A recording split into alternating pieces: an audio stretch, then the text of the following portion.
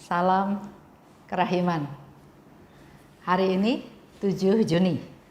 Kita akan baca dari 1279. Bicara tentang pengajaran ilahi. Kita mulai ya. Dalam nama Bapa dan Putra dan Roh Kudus. Amin. Kemuliaan kepada Allah di surga dan damai di bumi bagi orang yang berkenan kepadanya. Kami memuji Dikau, kami meluhurkan Dikau, kami menyembah Dikau, kami memuliakan Dikau, kami bersyukur kepadamu karena kemuliaan-Mu yang besar. Ya Tuhan Allah, Raja Surgawi, Allah Bapa yang Maha Kuasa. Ya Tuhan Yesus Kristus, Putra yang Tunggal. Ya Tuhan Allah, Anak Domba Allah, Putra Bapa. Engkau yang menghapus dosa dunia, kasihanilah kami. Engkau yang menghapus dosa dunia, kabulkanlah doa kami. Engkau yang duduk di sisi Bapa, kasihanilah kami. Karena hanya Engkaulah kudus, hanya Engkaulah Tuhan. Hanya Engkaulah Maha Tinggi, ya Yesus Kristus, bersama dengan Roh Kudus dalam kemuliaan Allah Bapa. Dalam nama Bapa dan Putra dan Roh Kudus. Amin.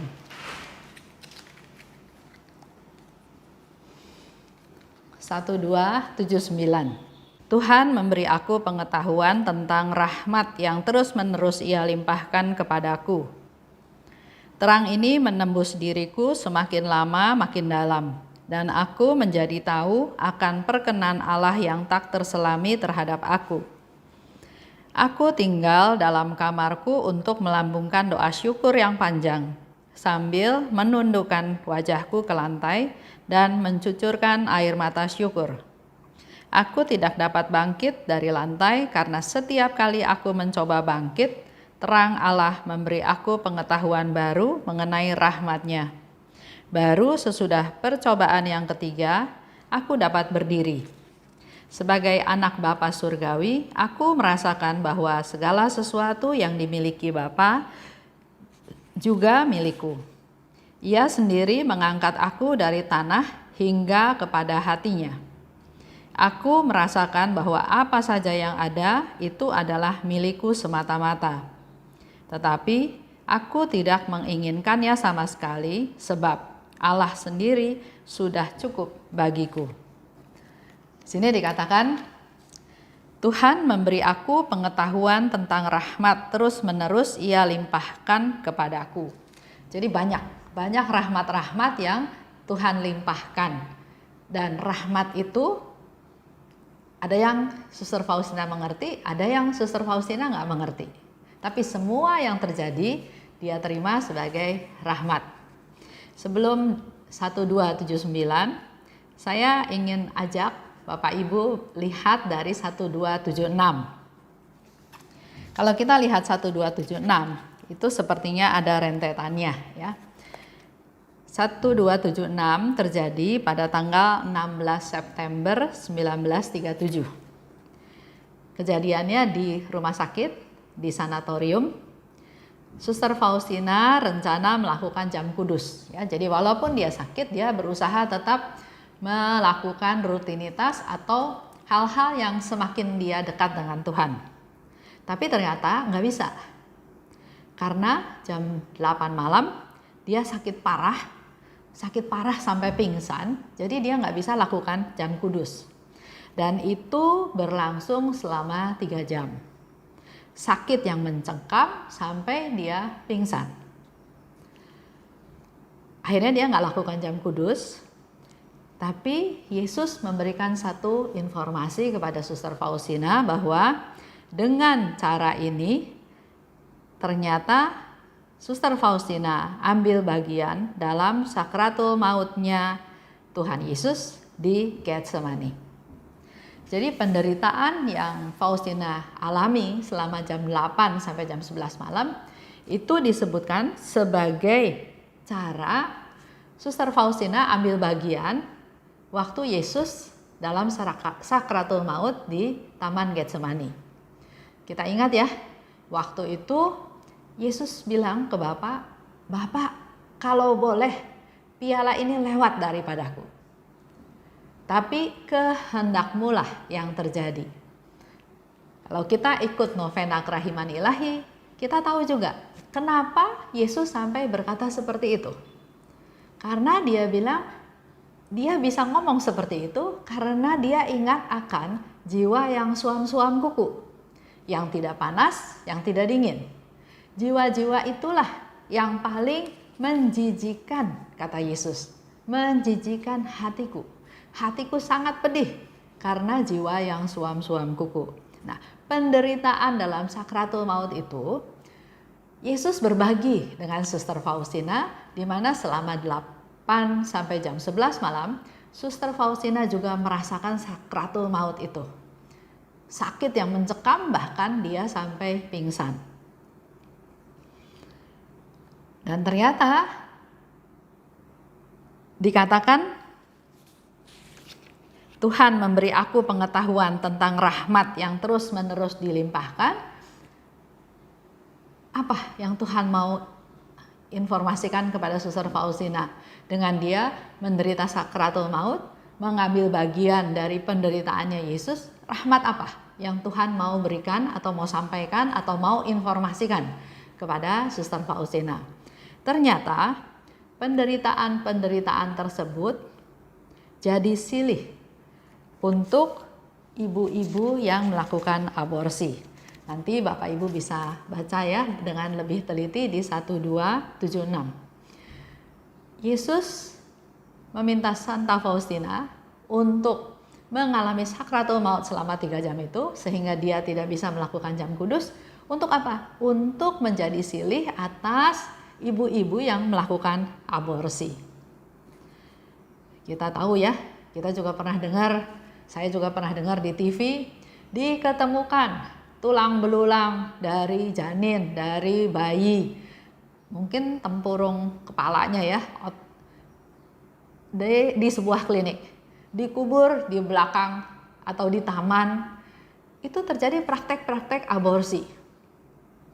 Dan Tuhan minta Suster Faustina mengalami penderitaan tersebut untuk menjadi silih untuk wanita-wanita yang melakukan aborsi. Ada yang tahu bahwa itu berdosa, tapi ada juga yang cuek, yang masa bodoh, yang mungkin nggak tahu bahwa itu dosa.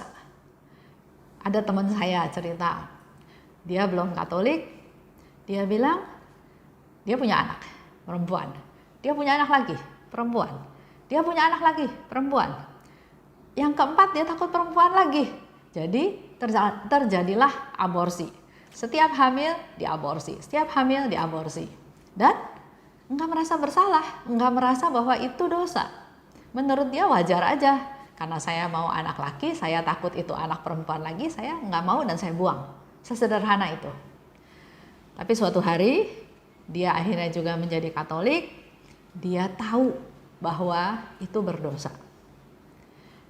Dia menerima sakramen tobat, dia minta ampun atas segala dosa-dosanya.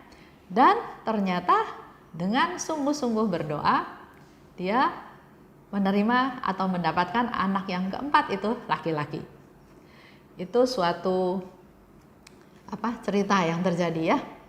Nah, kita yang sudah tahu bahwa ternyata Tuhan itu juga sangat concern dengan perbuatan-perbuatan dosa aborsi. Dan dia nggak mau ibu-ibu itu terus hidup dalam dosa. Oleh sebab itu, Suster Faustina diberi pencerahan mengenai suatu rahmat di mana dia menjadi silih untuk para wanita yang melakukan aborsi.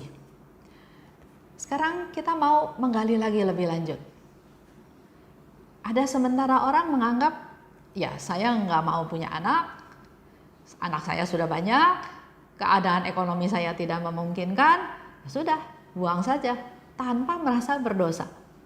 Padahal kita tahu ya, pada waktu terjadi pembuahan, pada waktu Tuhan memberikan nyawa kepada janin tersebut, itu sudah jadi, sudah janin, sudah bayi. Dan kita dengan seenaknya melakukan aborsi. Apakah dikuret, apakah dengan obat-obatan, apakah dioperasi. Luar biasa jahat sebetulnya ya. Kalau kita lihat contoh orang berantem, misalnya nonton silat ya, berantem, mereka masing-masing berusaha mempertahankan nyawanya, tapi akhirnya misalnya satu mati. Nah, lain sama aborsi. Aborsi itu janin itu, bayi itu betul-betul nggak berdaya. Tuhan titipkan janin itu di kandungan seorang ibu yang tugasnya adalah harusnya menjaga, memelihara, memberi makan, tapi malah dibunuh. Jadi kalau bicara itu, kejahatannya lebih jahat daripada orang yang berantem dan salah satu dibunuh. Karena si janin ini, si bayi ini nggak bisa bela diri. Dia nggak berdaya dan semena-mena si ibu menggugurkan, melakukan aborsi. Jadi ini juga satu masukan buat kita semua. Kita ayo rajin-rajin juga berdoa untuk ibu-ibu yang melakukan aborsi. Untuk para dokter bidan yang memfasilitasi supaya terjadi aborsi tersebut. Juga kita berdoa untuk janin-janin yang tidak berdaya yang dibunuh sedemikian rupa. Saya pernah adakan seminar ya mengenai aborsi di salah satu paroki. Ternyata dari hasil survei dengan gampangnya mereka bilang, saya nggak mau tambah anak, keadaan ekonomi saya nggak memungkinkan, saya nggak mau anak, saya malu, saya masih mau sekolah, saya nggak cinta, hanya nafsu, dan seterusnya alasannya. Kita juga berdoa buat aborsi yang dilakukan karena korban. Apakah korban perang ataukah korban perkosaan? Si bayi ini nggak berdosa. Tapi si orang tua, terutama ibunya, mamahnya, merasa ini korban perkosaan, saya nggak mau anak ini. Ini korban perang, saya nggak mau anak ini. Mari kita berdoa supaya mereka punya kesadaran. Sudah terjadi, yang perlu dilakukan adalah bagaimana melanjutkan kehidupan tersebut, bukan malah membunuh. Jadi ibu-ibu itu perlu kita doakan, karena ternyata mereka adalah pembunuh yang kejam. Ya. Kita lanjut ke 1279. Di situ Suster Faustina bilang, Tuhan Yesus memberi aku pengetahuan tentang rahmat yang terus-menerus Ia limpahkan kepadaku. Yaitu tadi ya, rahmat berdoa untuk ibu-ibu yang melakukan aborsi. Terang ini menembus diriku makin lama makin dalam. Dan aku menjadi tahu akan perkenan Allah yang tak terselami terhadap aku. Aku tinggal dalam kamarku untuk melambungkan doa syukur yang panjang. Dengan Faustina memperoleh pencerahan, dia berdoa, bersyukur dalam doa syukur yang panjang, karena ternyata Tuhan pakai Suster Faustina untuk menyelamatkan jiwa daripada wanita-wanita yang melakukan aborsi tersebut. Dia menundukkan kepala, dia menangis syukur, karena ternyata masih Tuhan kasih kesempatan untuk para wanita yang melakukan aborsi tersebut. Karena terang Allah memberi aku pengetahuan baru mengenai rahmat-Nya. Jadi di sini juga kita belajar satu hal ya. Ada rahmat yang jelas-jelas kita tahu, Tuhan saya minta rahmat kesabaran. Tuhan kasih kita masalah, kita bisa mengatasi masalah tersebut dengan rahmat kesabaran yang Tuhan kasih. Ada juga rahmat kerendahan hati. Kita dihina, kita dilecehkan, kita ditipu, kita enggak balas, kita serahkan semuanya pada Tuhan, kita mengaku itu kesalahan kita apa-apa, kita rendah hati. Tapi seperti yang hari ini Suster Faustina ceritakan, ada rahmat yang kita juga nggak ngerti. Ada kejadian di dalam hidup kita, di dalam keluarga kita, yang mungkin kita juga nggak ngerti. Tapi kita belajar dari Suster Faustina, bersyukur atas segala yang terjadi dan minta pencerahan, minta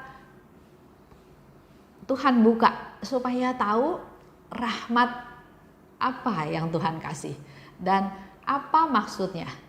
Ya, sehingga di sini dikatakan terang Allah. Jadi kita juga minta kepada Tuhan terang Allah untuk supaya memberi pengetahuan kepadaku mengenai rahmatnya. Sesuatu yang dari Tuhan itu adalah rahmat. Yang keempat, aku merasa bahwa apa saja yang ada adalah milikku semata-mata. Sedemikian bersatunya Suster Faustina dengan Tuhan, sehingga dia rasakan apa aja itu Tuhan kasih pada dia. Apa aja itu adalah milikku juga, ya. Tapi aku tidak menginginkannya. Suster Faustina nggak perlu hal-hal yang seperti itu. Karena dikatakan sebab Allah sendiri sudah cukup bagiku. Allah sendiri sudah cukup bagiku. Jadi kalau Faustina punya kesimpulan bahwa saya nggak peduli yang lain, saya nggak perlu yang lain, Allah aja cukup bagiku. Karena dia segala-galanya buat aku, dia kekuatanku, dia penyelamatku, dia penghiburku, dia mempelaiku, dia yang memberi aku hidup, menemani aku, yang besertaku, yang apapun yang Suster Faustina butuhkan, Tuhan ada untuk Suster Faustina. Hari ini kita bahas tentang pengajaran ilahi. Mari Bapak Ibu, kita semua punya tugas ya, berdoa sekali lagi untuk para ibu yang melakukan aborsi. Kita berdoa juga untuk para janin bayi yang dibunuh dengan cara seperti itu. Kita berdoa juga untuk para dokter, suster, bidan yang melakukan aborsi bukan untuk menolong yang si ibu, tapi untuk bisnis supaya dapat uang banyak. Ya. Dan kita juga berdoa supaya keadaan ini, supaya orang semakin sadar, semakin mengerti bahwa hal itu adalah satu pembunuhan.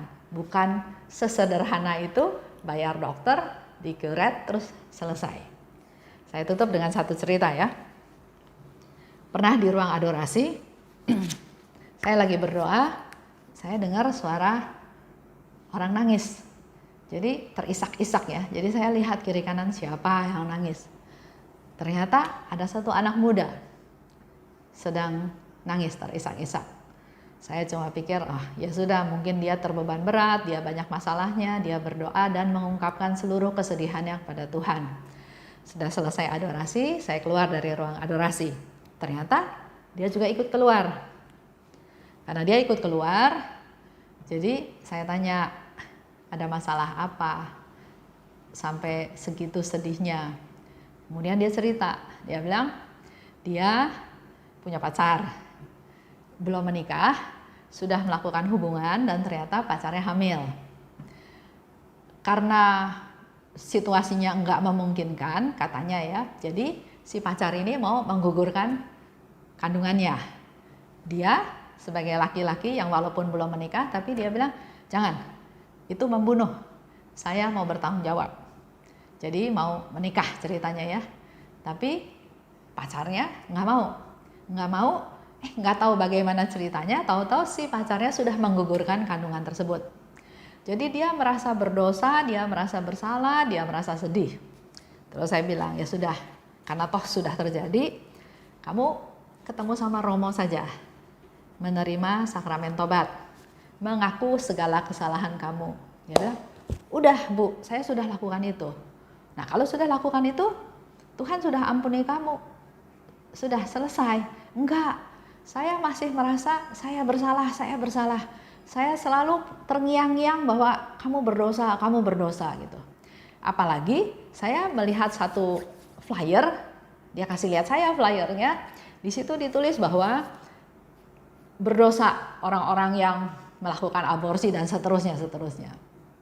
Saya cuma lihat, makanya hati-hati ya, jangan sembarang baca brosur, baca flyer. Terus saya tanya, ini dapat dari mana? Dari gereja.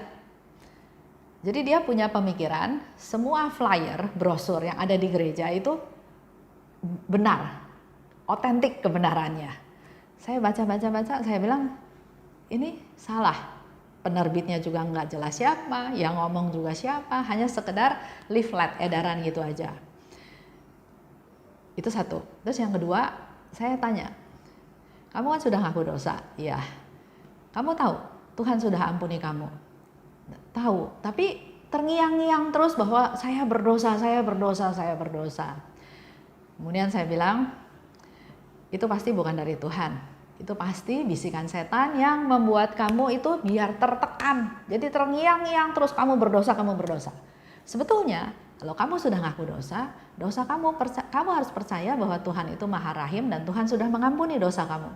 Kalau kamu masih enggak percaya bahwa Tuhan mengampuni kamu, berarti kamu enggak percaya pada Tuhan yang bisa mengampuni kamu.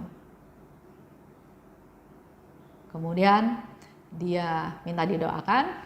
Saya bilang, ya kita berdoa, besok-besok kamu terus lagi datang ke sakramen Maha Kudus, menyembah Tuhan, tapi punya iman bahwa saya berdosa, saya sudah mengaku semua dosa saya, dan saya percaya Allah yang Maha Rahim mengampuni dosa saya. Dan untuk kesananya, jangan berbuat dosa lagi. Tapi jangan membiarkan suara terngiang-ngiang tuduhan kamu berdosa itu membiarkan kamu makin lama makin jatuh. Ya, itu salah satu hal yang terjadi akibat terjadinya aborsi. Baik, saya tutup dengan doa penutup. Dalam nama Bapa dan Putra dan Roh Kudus. Amin. Allah Bapa yang Maha Baik, terima kasih atas pencerahan yang Kau berikan pada hari ini, di mana melalui Suster Faustina kami juga tahu bahwa kami perlu banyak berdoa untuk mereka-mereka yang melakukan kesalahan, melakukan dosa, yang kadang mereka sendiri tidak sadar bahwa mereka melakukan kesalahan. Kami berdoa untuk para janin, bayi yang diaborsi, untuk para ibu yang dengan sengaja mengaborsi kandungan mereka hanya karena mereka enggak mau bertanggung jawab, mereka merasa malu, mereka belum mau anak tersebut atau tidak mau anak tersebut. Ampuni mereka ya Tuhan. Juga kami berdoa untuk para dokter, para medis yang melakukan aborsi untuk kepentingan mereka sendiri. Semoga mereka semua menjadi sadar akan apa yang dilakukannya, bertobat dan kembali kepadamu. Terima kasih Bapa. Dalam nama Putramu kami berdoa dan bersyukur. Amin. Dalam nama Bapa dan Putra dan Roh Kudus. Amin. Salam kerahiman.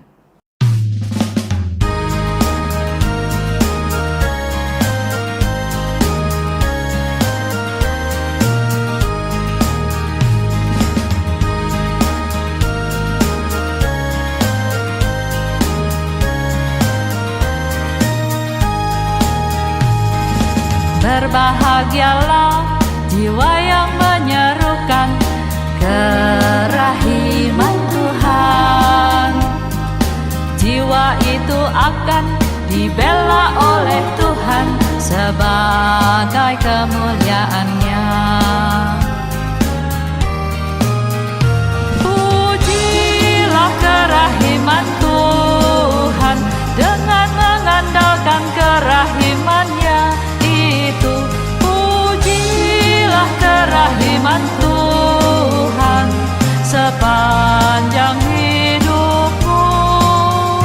Pujilah kerahiman Tuhan dengan mengandalkan kerahiman-Nya itu.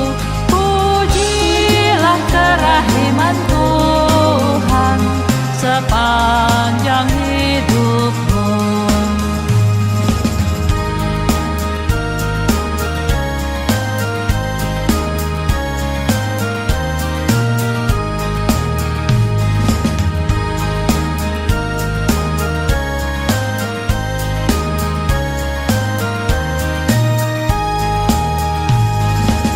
Berbahagialah jiwa yang menyerukan kerahiman Tuhan. Jiwa itu akan dibela oleh Tuhan sebagai kemuliaan-Nya. Pujilah kerahiman Tuhan dengan mengandalkan kerahiman-Nya itu. Pujilah kerahiman Tuhan sepanjang hidupmu. Pujilah kerahiman Tuhan dengan mengandalkan kerahiman-Nya itu.